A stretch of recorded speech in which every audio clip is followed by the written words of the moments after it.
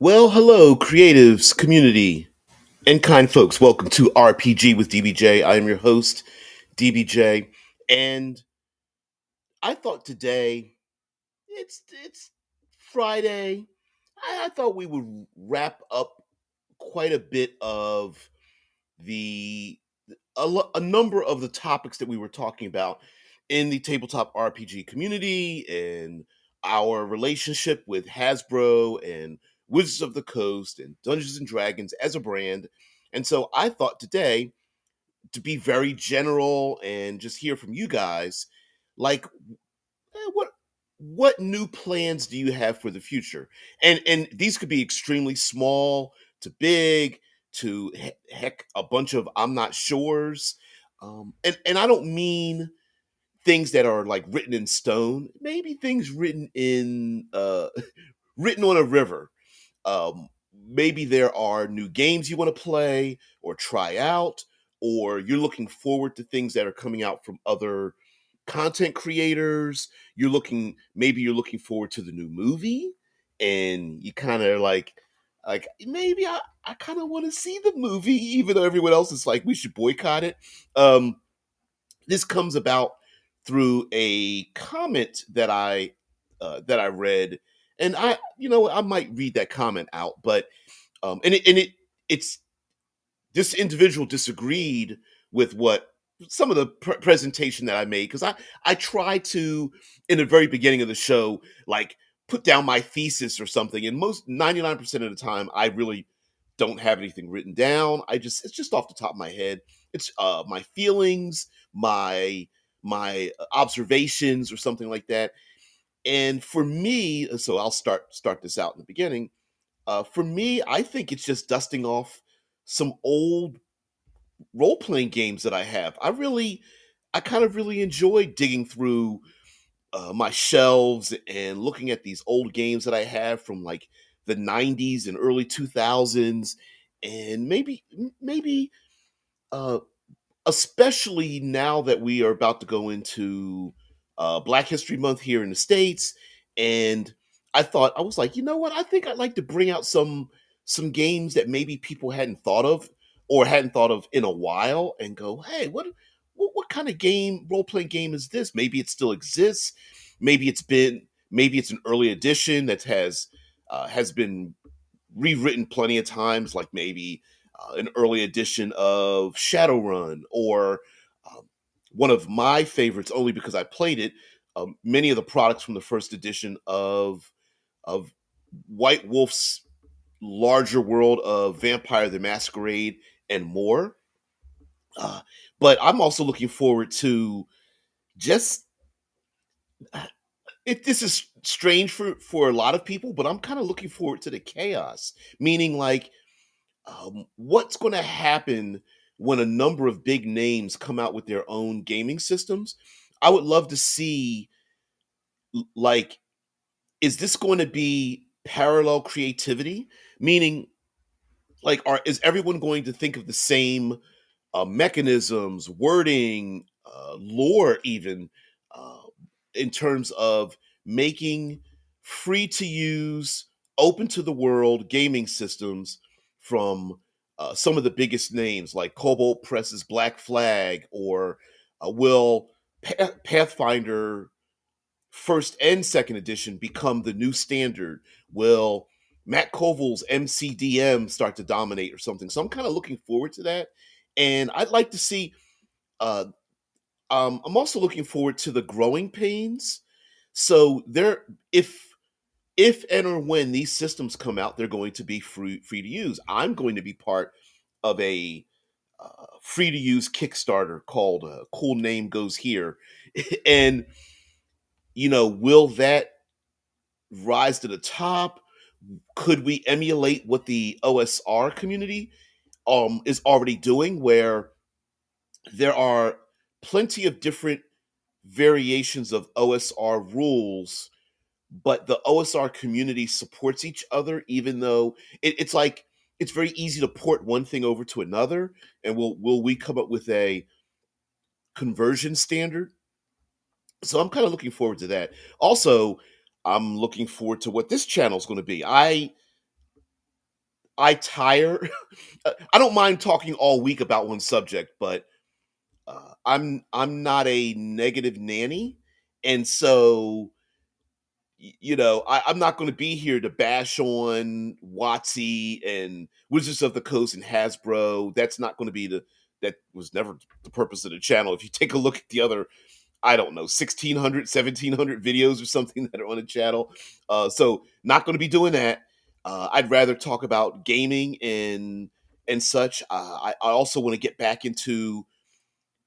I have a series of exploration videos, especially enhanced by Level Up, uh, fifth, um, Level Up Advanced Fifth Edition. Sorry, just looking at the co-host here. Um, and like, what is it? DMs mentions talk about it, figure out solutions, move along. I feel the same, DBJ. Yeah, I. It's anger is an easy pop. I can but what are you going to do after that, right? I mean, listen, I'm more than willing to sit around the table, pull out the chips and pretzels and like and the drinks and get our books ready and just like have a bitch fest about something geeky, right? Like the latest movie or TV show that sucks and all that kind of business. But you know what I'd rather do? I'd rather be more positive. Like, man, did you see the latest episode of The Last of Us? Man, what kind of how could we create a role playing game based around that? I mean, uh,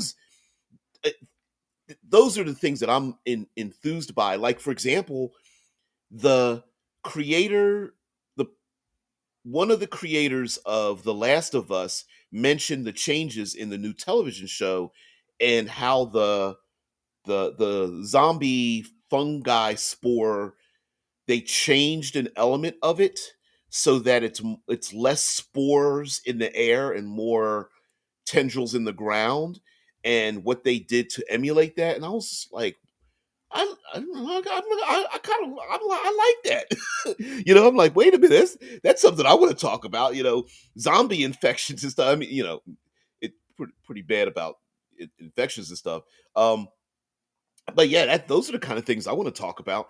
And so, what do we do when we move on that way? Also, for some of you guys out there that have some of your favorite creators, when every once in a while I'll look at the analytics for my channel. I'm horrible at optimizing, but I know what they mean.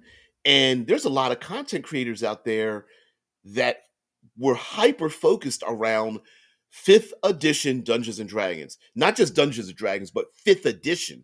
And I'm going, well, are their channels going to survive? There were some content creators that are full time individuals. And yeah, just yesterday I was on a live stream with not on listening to a live stream with AJ Pickett and his uh, glue stick channel and his lore channel and he's like, oh, people want to see more. Um, People want to hear more about his not just lore but fiction writing and things like that. So yeah. So anyway, our co-hosts have a lot to say about this. I'm dominating the forum here. So Wayne says 100 people making their own forever free game system won't work in my opinion. Okay, I yes. Wayne goes on to say, continues to say, too many paths, too much to keep up on industry news, trends, etc. Too much noise. I have a feeling. First, I think you're absolutely correct, but it's going to settle down into something like you can only have so many news channels. Let's say, evening news channels until it settles down into a handful. So, will that 100 devolve into 20? Will we tolerate maybe 5? I don't know. I don't know. But yeah, there will be, and quality will have a lot to do with that as well. Um, and will we make a difference between quantity and quality? So I don't know. Uh, Mike Fraker says there are already a plethora of free games out there, and to be honest with you, will some of those rise to the top of the frothy mix of the role playing game community. I don't know. I could see somebody maybe finding or promoting a couple of like, hey, this game's been free for 5 years. Go get that one. Um, you know, what is it? The Archive of Nethys is literally an archive of Pathfinder for free.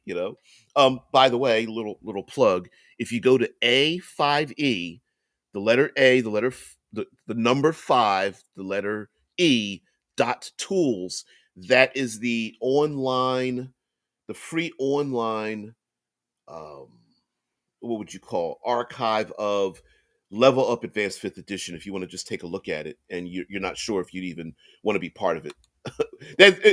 Little plug there, little plug. I'm not going to make any money off of it or something, but whatever.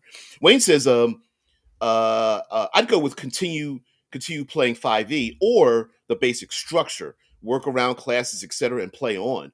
Call it something else or nothing but our medieval RPG game, whatever, and keep on going, ignoring the corporation.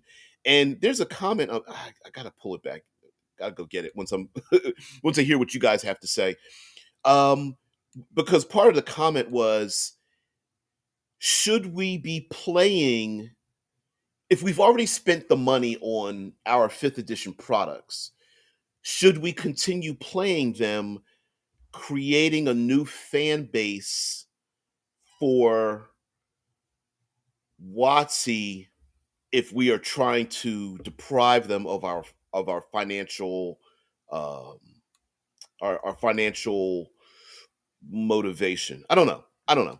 I'm I haven't planted my flag on the hill with this one, and a lot of people have, rightly so. I might go along with the crowd and go, you know what, F it. I'm not even going to promote this stuff at all. But I don't know. Supposedly, there's new products that are going to come out. Who who's going to promote those? Since the community was doing it for Dungeons and Dragons this whole time, how are they going to promote their own stuff, man? It's crazy.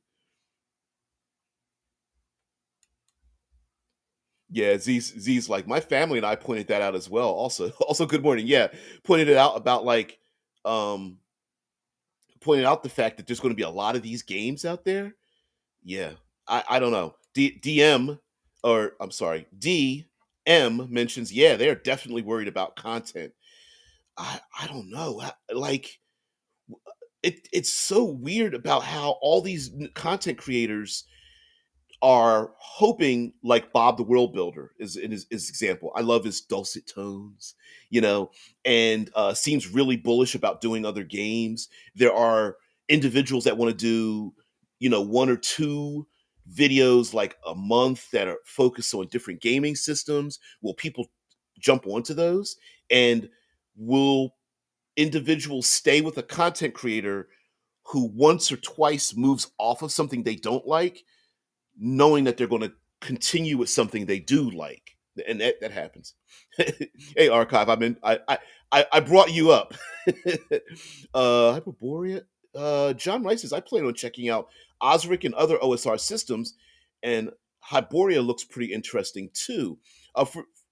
For those who don't know, and I cannot remember what Osric stands for, but in the OSR community, there are the OSR community, and I hope we can do this with this new splintering to mimic what the OSR community has done. So the OSR community has established certain variations of old school Dungeons and Dragons rules and kind of put a little umbrella like Osric, um, OSE, which is basically one gaming system. There's BECME, there's what they call BX or White Box and things like that, and to differentiate them. And I wonder if we'll come up with our own nomenclature for about those kind of things. I don't know. It'd be kind of cool. Zamara says, "Are you talking about what I will call the Iron Age of TTRPGs?" I don't know. I'm expecting a lot of new systems to slush due to lack of attention or popularity. Yeah, a lot of what's the term called with the when oh when you have a, a darling game that never gets attention but is actually a brilliant game. I can't remember the title for it. And I'm sitting here live. Anyway, um, those who got it will cause a new splintering. Right? Like, will MCDM will MCDM create their own splinter, and then we start siloing, or will people go, oh no, I play MCDM's game. I play Cobalt Press's. I play Black Flag. Oh, hey, heck, I'm also into Pathfinder. Like, will we be polygamerist? I don't know. That doesn't.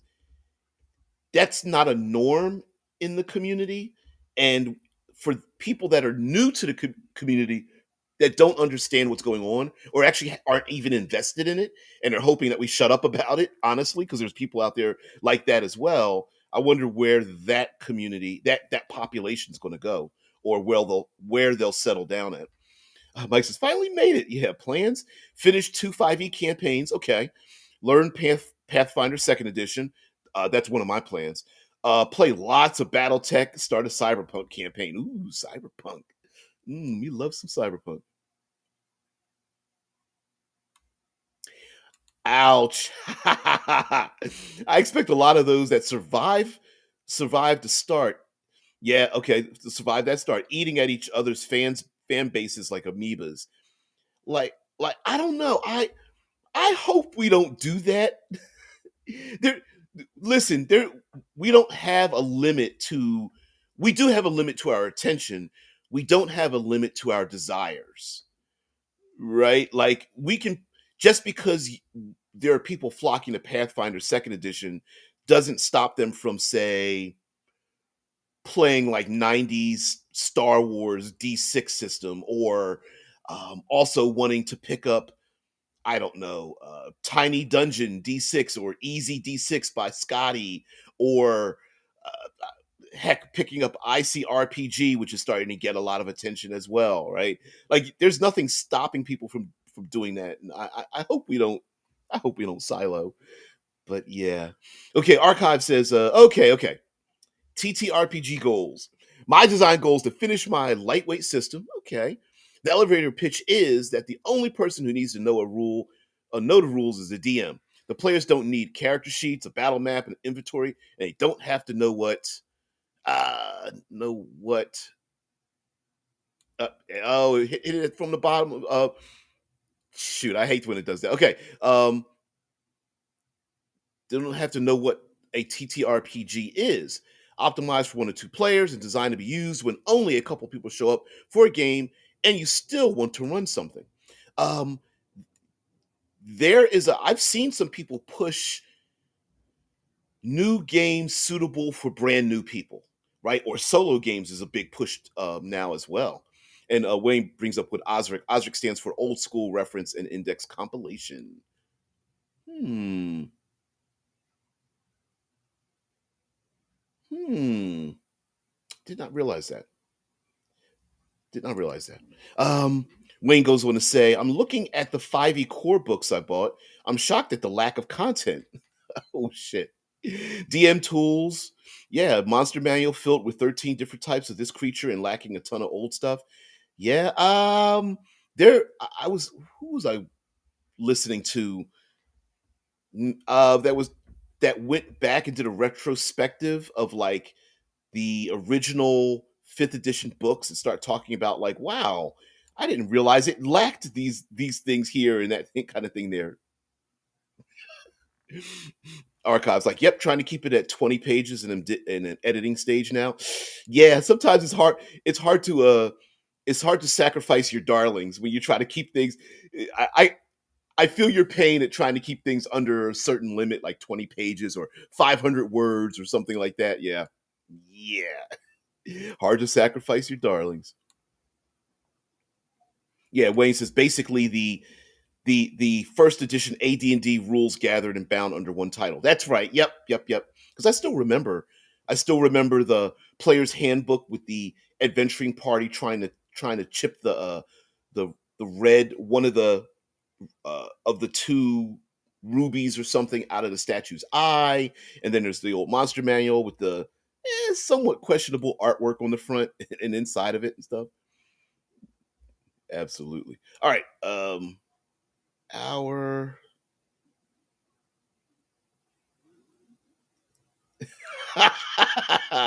so I skipped ahead because yeah, DM. So DM mentions laughing out loud, limit to our desires. Because of the comment I made, like we really don't have any limits. And DBJ, I'm still waiting on running a game of Eclipse Phase since I saw your video, Beautiful Problems, 4 years ago. You know what?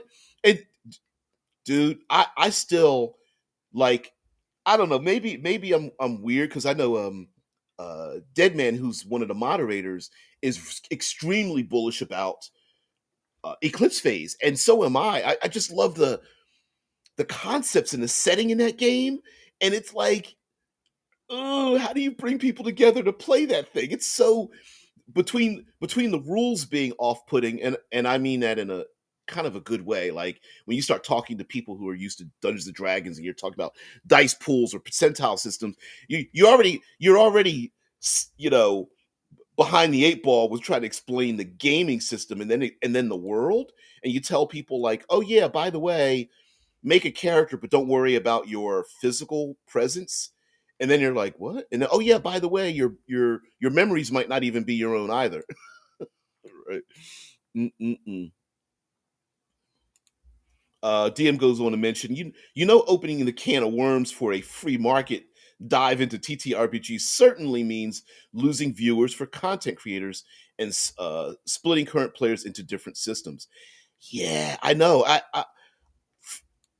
Maybe I shouldn't be so positive about it because I feel like the whole point of role playing games is to imagine ourselves in different places and worlds and reimagine us. Like role playing games turned my life into while it's not the best, it's certain I'm certainly been blessed in my life in more ways than one just from role playing games.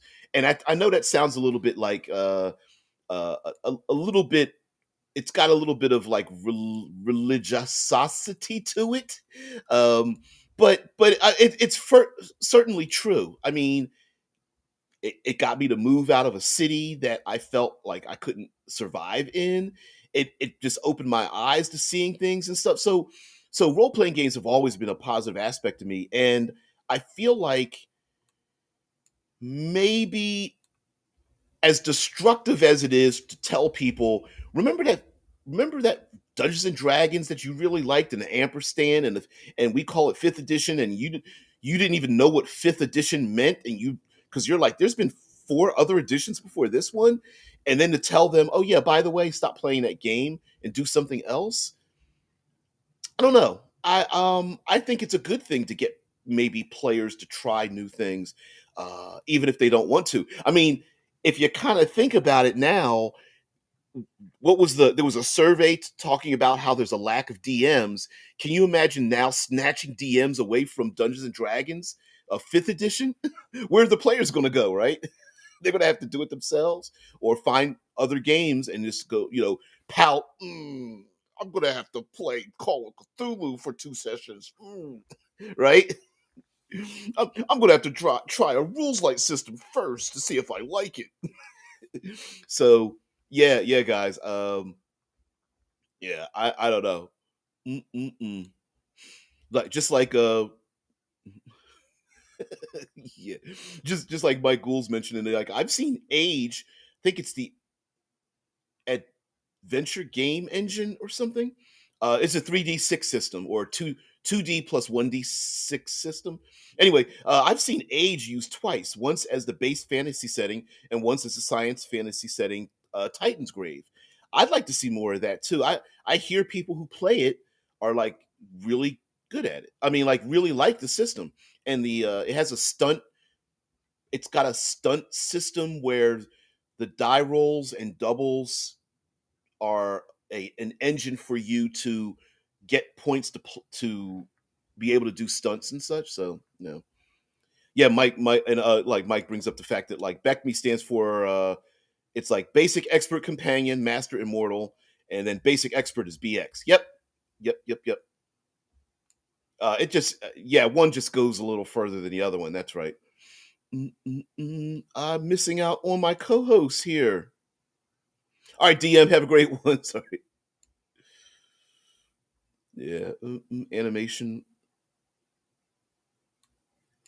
Someone's Zamar says animation in the Western world, anime in Japan, TTRPG in the Western world, TRPG in Japan.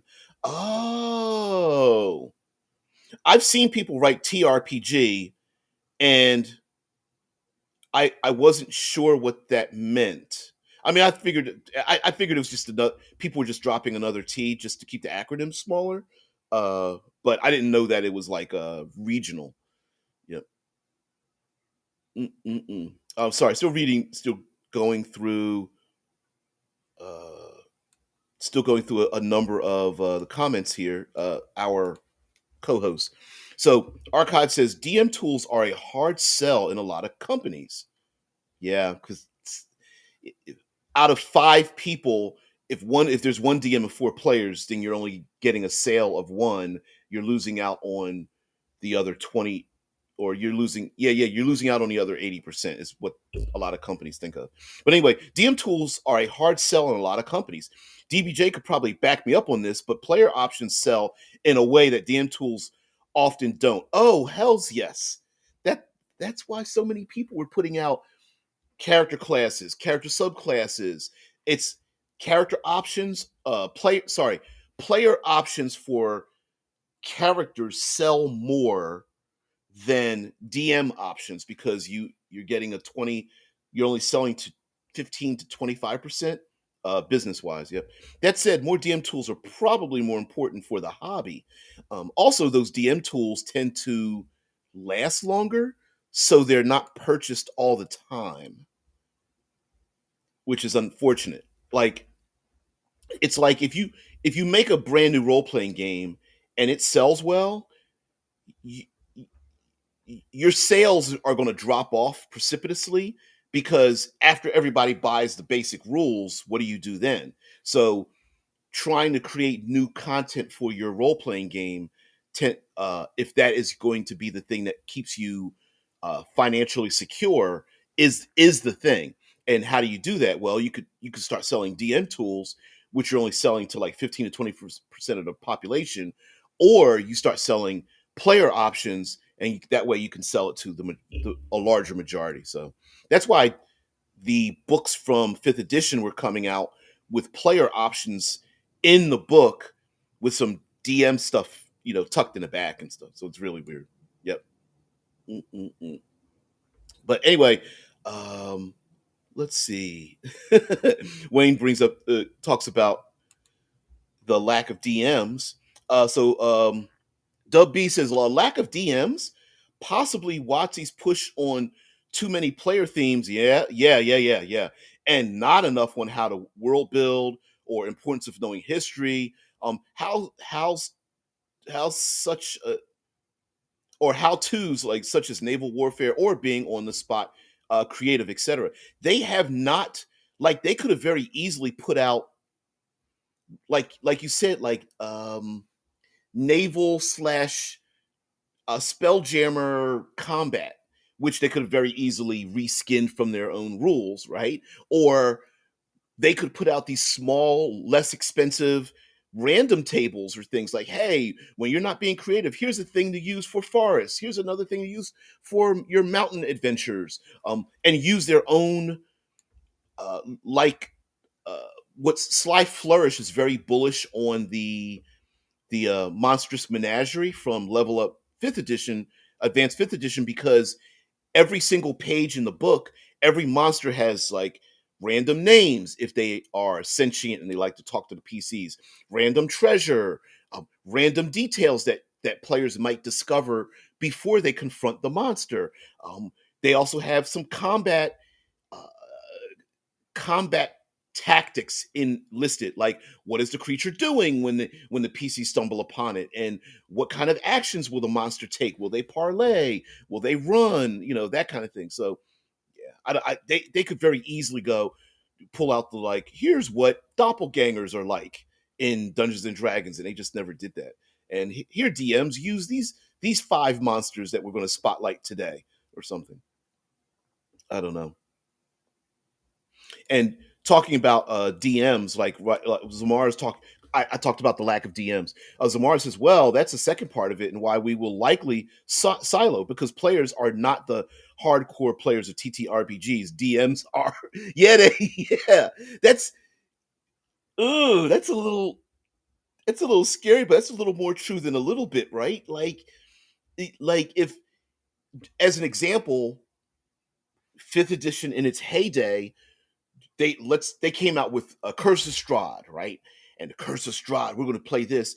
And as DMs flocked to that, the players had no option but to want to play in those settings because that's what the DMs were running, right? If we're into what was it right after the movie um Mad Max Fury Road, great movie. But right after that, what was it? A lot of post-apocalyptic slash cyberpunk ish, road warrior style games people wanted to run. And guess what? Players had to go along with it because they didn't have any other options. So yeah, yeah, it might be our fault. Hey, I got a couple of games here. What are you gonna do? Hey, I want to run White Wolf, Vampire, the Masquerade games, and other players are like, well, I don't want to play that, and I'm just like, it's okay. Guess we're not going to play then. So I don't know what's going to happen, but I hope that there's going to be a lot of creative what would it creative debris left behind where some great ideas are going to come out. Yeah, some great ideas are gonna uh, rise up. There's gonna be some creative ideas that disappear, and one of the things I can't stand about my own brain, and I know a lot of people feel this. Have you ever come across something that you go, "Wow, that looks great," but right now I can't write it down, I can't search for it, but I hope I get back to it, and then it just wipes out of your brain, and you go, "What's the name of that thing?" Snap fingers, look in the air, scratch the chin, fold the arms, going like, "What was? Oh man, I can't remember." And you remember it 8 years from now, and you're just going, "Fuck! I should have purchased that game years ago." I think that might happen tenfold, a hundredfold going forward in the next year or two. That's going to be crazy. How many amazing things are going to come out flushed away with terrible content, and we just can't find it when we want to get back to it, because we're unfortunately we tend to be um we tend to have a recency bias. The more recent thing is the greater thing, and that's crazy. Anyway, sorry. J Dub says if the average gaming group is 5 people and about 60% of the D&D community refuses to deal with Wizards of the Coast anymore, then that 60% will probably influence the 40% that still only want D&D to try new TTRPGs. Yeah, yeah, there's I don't mean this negatively, but there is tribalism and FOMO, right? There is this fear of missing out that if you're the if you're the minority of group, the lesser group, if 60% versus 40%, the 40% might want to migrate to the larger group because they'll feel like they're being left out. And sure, you're going to get hardcore people that are like, I'm fifth edition all the way. You can't tell me what to do. But yeah, the other people are going to move off, and I think I, look at what's happening with Pathfinder right now. You know, that's exactly what's happening. Um, I'll get to you there. NBTM. Okay. Mike says proper DM advice and help tends to be more vague. Yeah, because it's always one-off stuff, right? Conflict resolution, writing tips, how to improvise, etc. Players just need to know crunch, right? Rules, dice mechanics, etc. Exactly. New character options. 5 new character options. One, two, three, four. I like number 4. ex- for player options. For DMs, it's like, well, if your group doesn't, latch on to your three adventure hooks, how to make your adventure hooks better? And it's like, well, I- that's very vague, right? My adventure hook might be this archipelago of islands that the PCs are supposed to navigate, and they just refuse to go to the most dangerous islands where all the good stuff is at. Whereas somebody else is like, we, I have a nation in overrun by mind flayers and illithids. How do I get them to latch on to go into this dark world of mind control when they're just keep running away from all my bad guys, right? That kind. It's yeah, it's very difficult to specify DM tips, but yeah. All right, named by the neighbor. Hey, what's up? All right, so they say my goals. Role playing isn't a hobby; it's a lifestyle.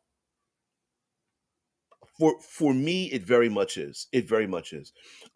We don't all play the same game, but we all role play. I play multiple games, make system homebrews, and used to create 5e content as well. You know, Oh, and then goes on to say, I'm excited to see the future of our community, and I'm not going anywhere, even though it's turning red water now. Yeah, the chum in the water is there. But yeah, I agree with a lot of the content creators out there that are going like, Dungeons and Dragons never belonged to Hasbro or Wizards of the Coast to begin with, right? It's like I heard one person say, the optimal, air quotes, optimal uh, path moving forward would be to make the value of Dungeons and Dragons so terrible that Hasbro sells it off to somebody else. That would be, and the game still belongs to us, right? So I'm with you. It is a lifestyle. I find myself driving down the road and thinking of role playing games, and me being a letter carrier, I'm walking up and down the street. It's like for example, we it's wintertime here. We get snow and cold weather, and it's overcast and stuff. And I look up in the sky and I'm like, damn, I haven't seen the sun in a while. I wonder if vampires could walk around in the daylight when it's overcast, or how dangerous it would be, like if there's a community that a certain season the sun gets blocked out and it's like dangerous for them. Yeah. Mike mentions that, yeah, yeah, it makes a good DM book harder to write and sell. Absolutely. That's kind of why you'll see people try to turn DM stuff sexy, to try to get players to want a DM to maybe buy that book or have somebody buy it for them. That's a thing as well, right? Like you make a book of DM content, but you layer it in a really sexy package to get players to go, ooh, I want to play that. Dark Sun is a perfect example, I think, of a setting that is a sexy setting for players to get DMs to play them in it, which I always thought, like, why wouldn't they want to put out rules for at least like a five to 10 page, here's how you could dark sun. I don't know. Mike says, that said, the fifth edition DMG would be better with editing. Yeah, heck, I had to make my own DM screen from the player's handbook DMG and the base screen tables. Isn't that a thing?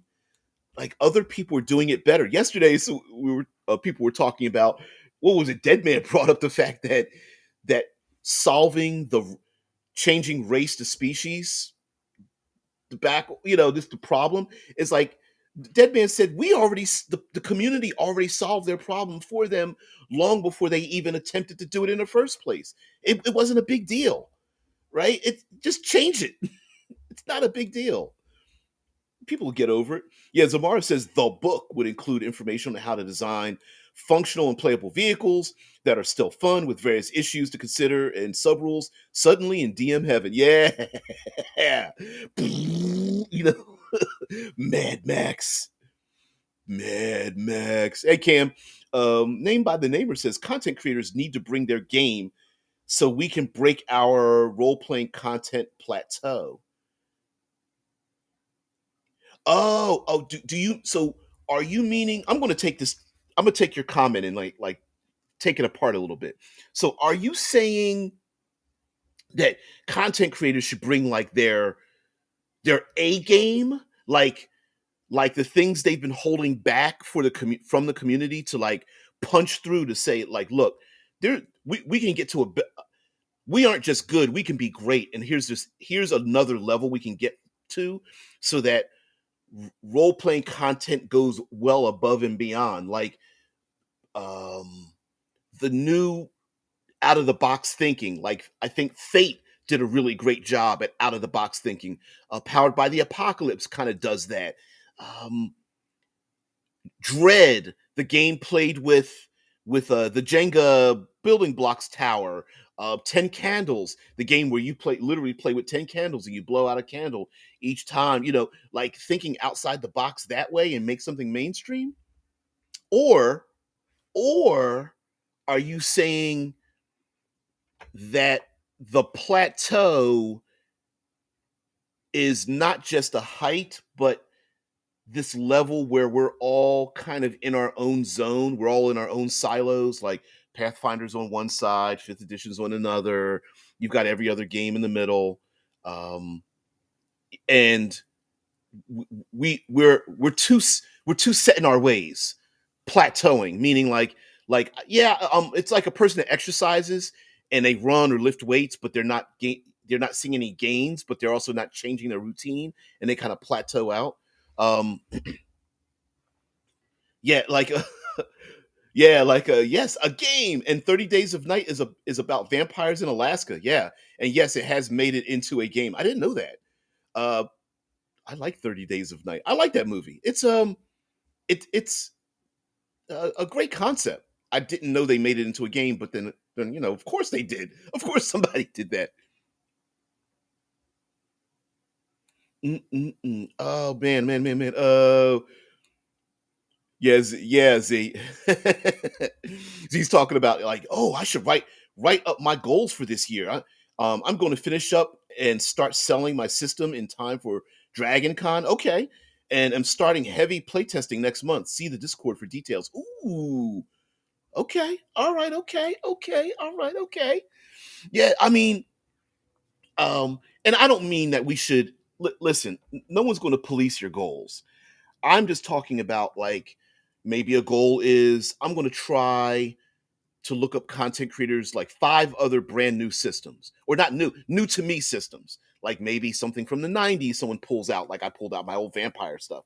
um I brought up the fact of, hey, you want to play medieval role playing, and you also are maybe an old fan of vampire, try Vampire Dark Ages, kind of mixes the two. Maybe there's a game out there that was an aside, maybe from a company that failed or a Kickstarter. Like I still love the setting, uh the Kickstarter that had a lot of drama behind it, but I still love the setting Salt and Wounds, about the Tarask in a city that was built around a Tarask that keeps trying to come alive, and it's harpooned into the ground and its blood seeping into the landscape and all that kind of bit. I'm like, that's a great setting. You know, that kind of stuff. Yeah, Wayne's like, vehicles would not exist in my D&D world. Too modern. Maybe sailing ships though. Do sailing ships kind of fit into that aspect? Uh, Mike mentions the trick to a dark sun-ish setting is selling the idea of doing more with less to a player population used to having it all. Ooh, bet better said than I ever could. What a great line! Because and I'll finish your statement. I I love survivalist games, and it doesn't bother me to track rations, and my treasure is, you know, a pouch of clean water and a wooden spear or something, right? Where it's very hard to find it or something. Yeah, I like that stuff. Hell, if I told my table, let's play this, but you're limited. Oh, wait. Where's the comment? But you're limited to a few species, no metal, no magic. Yeah. Yeah, a few species, no metal, magic is illegal. Yeah. How do you sell that? I ugh. But you know what? But there's still, listen, for all my Call of Cthulhu lovers out there, you know it ain't surviving. It ain't being the fastest. It's being faster than everybody else, right? It's survivalist games. It's not about being a superhero. It's surviving the next day. That's it. Just the next day. Can we survive the next day? Um, yeah, I brought that up too, Z, to Wayne, but maybe he's got something else. 30 Days of Night. Vampire the Masquerade, Alaska by Night. I was going to say the same thing. All the old materials have by night behind the location. Yep, it was the colon by night system. Always the colon by night. Vampire colon the Masquerade, Mage colon the Ascension, the Awakening, the Apocalypse, all that kind of stuff. Yeah. Mm-mm-mm. Vehicles. You guys talk about vehicles. Who is this person? Jeremy Cooper. Hey, what's going on there? Orc um should help break past a plateau in gaming. Orc, also known as the open role-playing game open role-playing game content license, the ORC. Anyway, Orc should help break past a plateau in gaming. The idea of a shared pool of ideas with zero risk to use seems ideal to advance gaming tech. And I agree with you. I think part of the growing pains, I think, as we get into this new realm of our creativity, is there are going to be a lot of hurt feelings. Look, I when I started writing, I I was horrible, and I don't have any ego. There's some people's feelings are going to get hurt when they produce something and people aren't going to like it. Or like our social media, much like being in a stadium, 50,000 person stadium, somebody's going to have some great ideas and no one's going to hear it. No one's going to see it because it's going to be washed away in the flood. So while JC, I absolutely positively agree with you. I do hope that what happens is a high tide floats all ships. And so when we see something under the badge, maybe it will be easier for us to discover new things if we go, oh, these games are built by Black Flag. I don't know if they'll change the name of it. I would hope that Cobalt sticks with Black Flag. It just sounds kind of a cool thing, and it probably makes a really good logo. But let's say everything under Black Flag has the Black Flag logo from Cobalt Press, and there's 37 new systems over there, and we can pick from them. And then MCDM, Matt Koval's thing, maybe, I don't know, uh, there's he'll have his own badge and his own game system, and we'll see people on that side and stuff, and it'll even its way out. Because let's be honest, a lot of people are going to get burnt out. You know, even though maybe loaded what WoTC did and Hasbro didn't realize is loaded in the chamber was all of our creative ideas, and this just was like, motherfucker, I'm gonna load up this great idea, and I'm gonna load this great idea on my back, and then I'm gonna get a bandolier of my other great ideas. And they didn't realize that we were ready to go. We were ready to go. How many people open RPG creative license? Yeah, there it is, dead man. Yeah, the ORC. I mean, they did not realize how willing and really all we needed was to push off the cliff, right? We most of us are like penguins. We love to gather together. We stay warm in our group. We see there's predators out there, but we kind of stay, But hey, we need to jump in the water and start getting fish. Who's going to be the first penguin in the water? And Hasbro said, "Yeah, here's a good idea. Let's push everybody over the edge. I'm gonna just go behind here, everyone, and push you into the water." And we were like, "Yay!" Because once you get in the water, it's awesome. You ever see? You see uh, uh, um how swift and dexterous penguins are in water versus them, you know, hobbling back and forth on land, as cute as they are, and that's us. I don't know where I was going with that analogy, but whatever. Oh man, yeah, Mike talked about, yeah. Mike says, for instance, I have a jungle survival 5e setting called Ember or Emberi. I'm going to pronounce it Embere, but it's probably Ember. I brought up the idea of playing in it, and a player immediately said, "I want to be a Warforged." Missed the point entirely. Yeah, yeah, survival games. I think it would have taken too much modification to make Dark Sun a real Dark Sun setting in fifth edition, because you would have to delete too much. You know, short rest and long rest, you'd have to change that. You'd have to get rid of a dozen or more easy button spells. You'd have to get rid of a number of background choices. You'd have to get rid of like character class options. Like it would just, yeah. All right, so Z has a, okay. All right, here we go. Here we go. Ooh, I thought about a new good analogy for what's happening right now. Okay, it's World War III. People are doing great research to fight a great evil, which will help us learn how to cause and prevent new horrors. Yeah, it is. It is kind of like it's unfortunate that war brings out great research. It's a fact. It's not that I'm a warmonger or something like that, but great devastation and war does bring out, air quotes, the best in people in terms of creativity, bravery, um, to, togetherness. You know, that the bonding, the brother family sisterhood of bonding together, the ability to survive in harsh climates and conditions.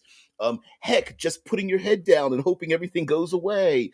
The ability to flee and start a new life in a new place, even though you don't want to, if not for yourself, but for your loved ones and your gaming group, right? Yeah, adversity inspires evolution. There you are, Mike. Always the wordsmith. Yeah, yeah. I hope. I just hope. Like, I don't want anyone to flee from the role playing game world. There is there is a possibility that we're not thinking of, that people just drop everything and they just stop playing at all. Like Critical Role brought them in. The drama happening now just makes them go, I don't even want to be part of it.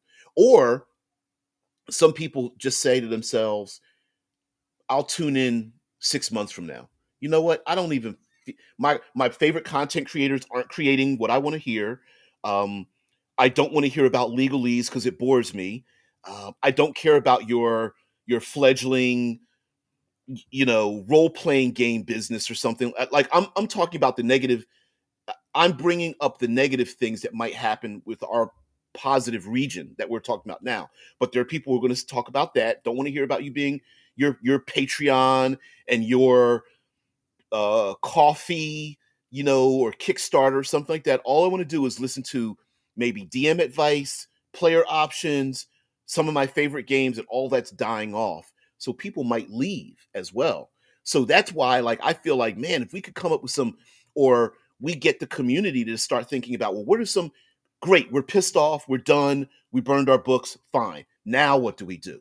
Where do we go from here? Who do we support? Or um, can we get used to supporting multiple endeavors rather than trying to hype, like instead of going blind, not blinders, but hyper focusing, funneling down to fifth edition, can we spread out? Like, for example, um the role-playing game Degenesis, it still exists and it has free content, and they have one of the best damn near websites I have ever seen. They're from a design house in Germany. That game, that game is beautiful. I don't It's not just good. It's not just great. It is beautiful. It is a post-apocalyptic spore-filled uh asteroids hit the earth, and now we've got to survive later on. That These are like places that you need to turn people. Morkborg, a friggin' game that's like nearly impossible to read because it's so beautiful. Look what, yeah, talk about Earth Dawn. Um, somebody needs to find out. Mike says somebody needs to find out who owns the Earthdawn IP because that game engine was brilliant. I've never played Earthdawn yet. Every At the time Earthdawn came out, I heard people swear by it and never played it. Never played it. Owned by FASA. Yeah, but who? What is FASA doing with it? Okay, so Mufa says one thing I like about the show is discussion here often highlights other systems or is system agnostic. You mean me, like here, us specifically? That's I wonder if system agnostic things are going to come about.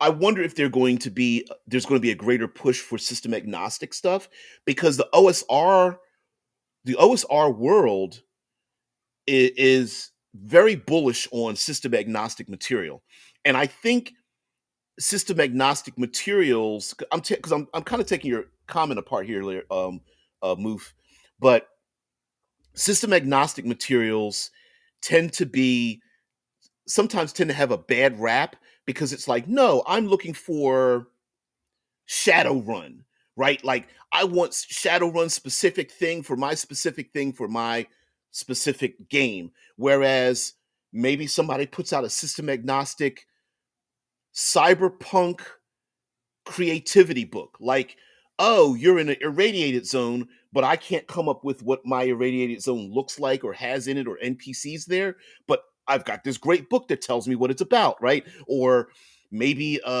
there's a mega corporation and it has supposed to have a high tech security system, but I can't think of it on the fly. But here's this system agnostic book that's about fighting the corporations in a near future realm that I could use for Cyberpunk, Shadowrun,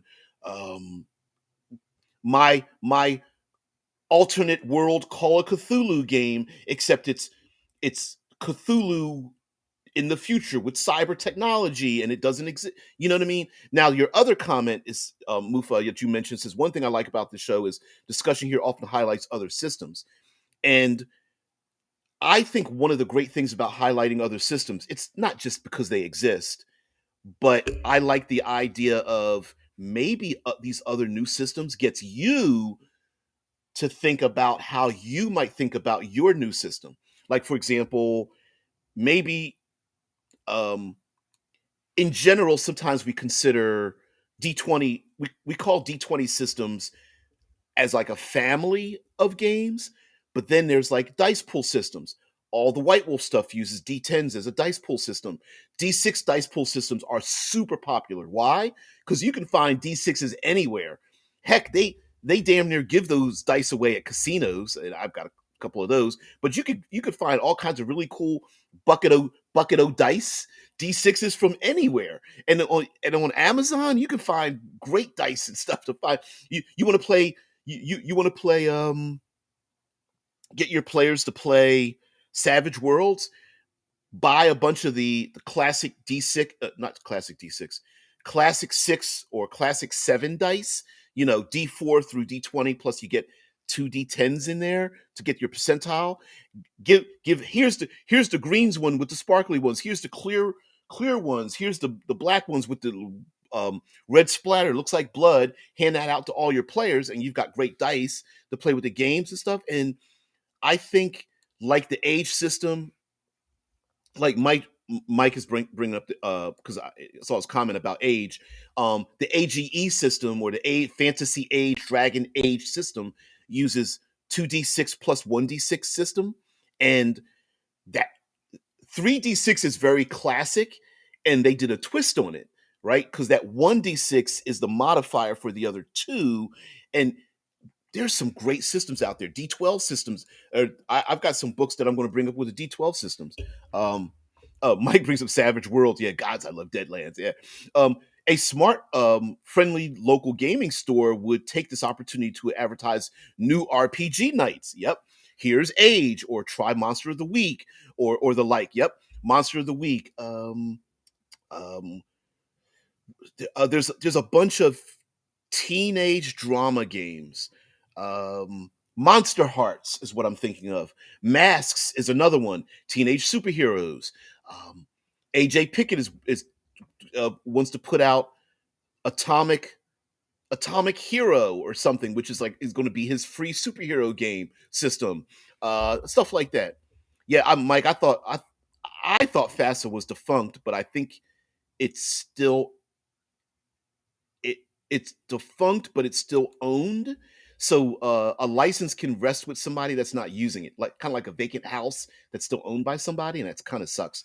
Um, Mike says Earth Dawn used a step system. Step dice is a new thing now. Anyway, not new. It, step dice have taken a hold.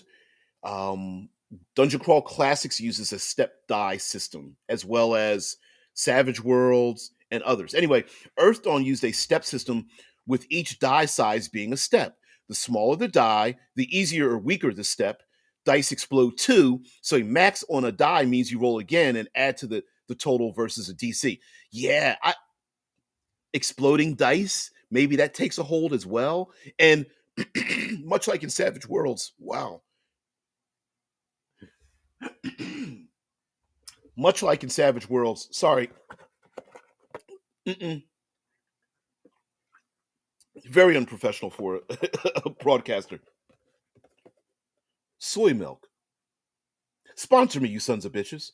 Anyway, um, I like almond milk better, but almond soy. I'm lactose intolerant. I can show you some pictures if you want. Hold on. Um, but no, but in all seriousness, the Savage Worlds has this like it has this weird bell curve that's kind of cool because if you if you roll a lower die, but it explodes if you roll the highest number, then D4, D6, D8 tend to be the desired dice you want.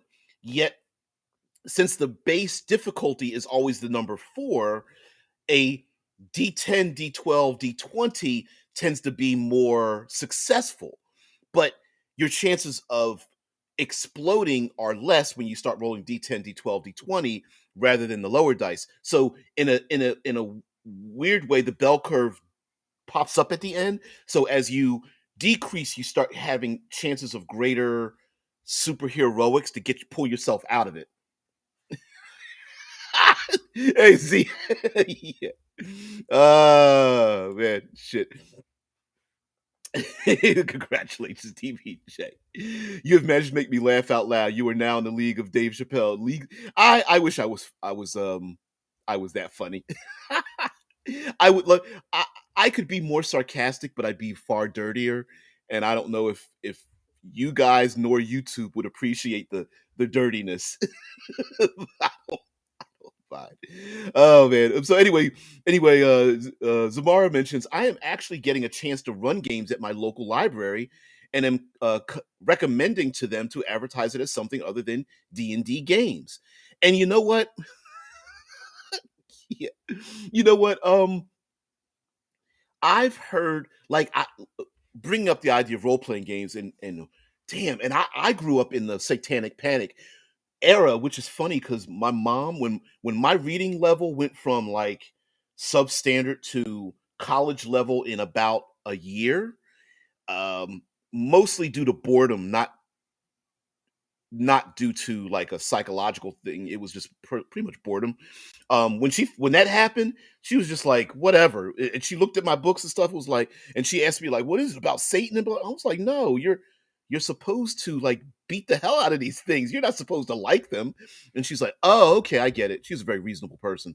And yeah, it was just it now from Satanic Panic to like schools, libraries, role playing games in restaurants and uh, VMFs, places like that where they're like, hey, can we rent out a room or part of your dining room and have like card games and role playing games and or painting and creative things happening in restaurants and stuff. Yeah, yeah. Because there's a restaurant on the border up the street from us, and they have like a like a party room, an off side room where where you have your spillover people, and they used to run stuff in there all the time. It wasn't the same. It wasn't role playing games. They had like board games, like chess, checkers. They had like Monopoly. They do like Settlers of Catan, stuff like that. Yeah, Risk, um, and what's the other one? Risk and Axis and Allies. Mike says the dulcet tones of DBJ brought to you by soy. It's not just a bean anymore, and rice aroni, the same San Francisco treat. Oh yes, buy soy milk, you sons of bitches. No, anyway, there is a thing that I'm an idiot. Um I as we get to the end here, I hope we come up with some great I hope someone comes up with something, I'm going to use it, out of the box. Um we punch through that plateau. We become our own engine to say, "Hey, we're role playing games are creative. Maybe we come up with some really creative ideas to push us into a new realm and of gaming." Yeah. Yeah, yeah, Catan. What was it? Catan. It was that and Mario Party that made my family call me a game shark. Oh, game shark. Yeah, I saw it. I saw that. Yeah, I saw it. Oh, yeah. I lost 5 family members that day. I saw you. I saw it, Mike. Yeah, like, funny. Um, Alex C says Renegade Games recently released their Essence 20 system with Hasbro's non OGL Power Rangers, Transformers, G.I. Joe, and My Little Pony intellectual properties. They use step dice as a mechanic. And listen, the step dice, the step dice are is an easy way to get people to understand what each die means. Because if you just roll them in front of people and say, here's the dice, people go, oh, cute polyhedrals. I don't understand which one is which. Right. And also step dice from D4 to D12 is just +2, but you also control the, what is it? You get bounded accuracy. That's what I'm trying to say. So instead of having a number and you keep adding +2 to it, the step dice change the bounded accuracy because you can always roll a 1. You can always roll just as low as a D4 on a D12. But you can also greater chance of rolling above it. So yeah.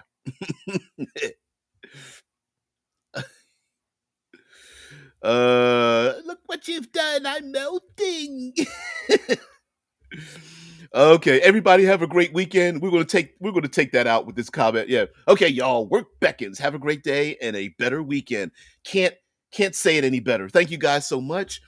I will be. Is it next week? We will begin our my foray into I what I feel are games that really highlight um um what's now currently known as BIPOC, Black and Indigenous people of color types of games that really embrace it.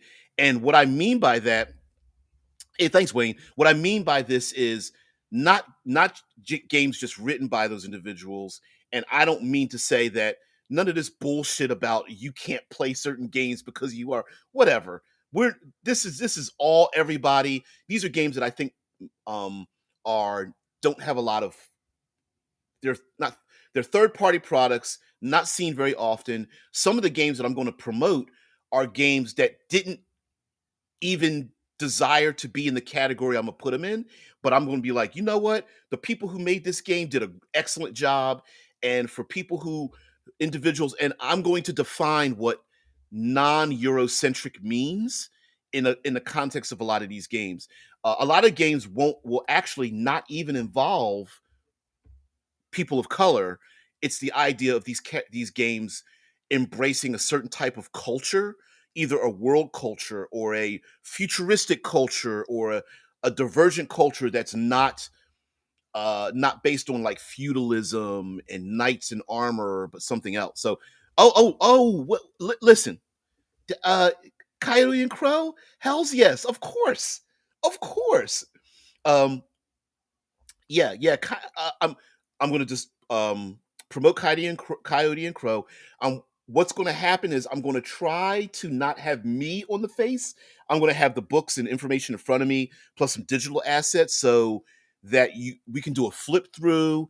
Um, as a surprise for me, Coyote and Crow. If I could narrow it down to 2 or 3 lines, Coyote and Crow is what I would call utopia punk.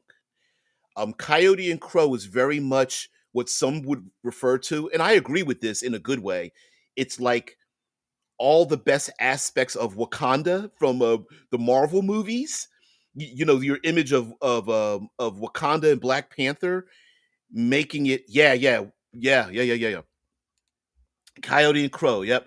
One day I will get my Mesoamerican futuristic setting. I'm still planning to commission a mural for it. Yeah, Mesoamerican futuristic setting. A lot of changes in the world.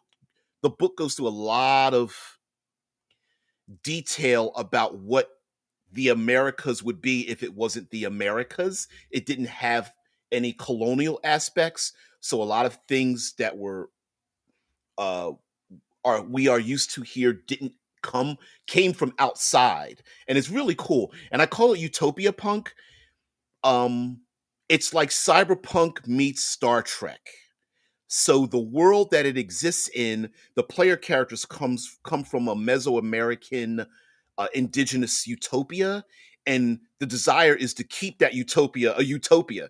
So you live in a great place and you adventure out and you're on missions in the city and outside the city and out in the wilderness, and your job basically is this is our we've survived.